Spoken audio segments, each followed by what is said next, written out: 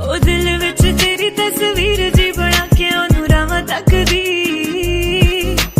जेड़ी कदे टाइम नाल उठदी नहीं सी तेरा टाइम चकदी। मेरे बारे कोई कही जावे कुछ भी, तेरे बारे ना कोई गल जरदी। तेरी क्यूट जी स्माइल ते किन्ना मरदी, तेरा किन्ना करदी वे भावे सांवला ही रंग वे।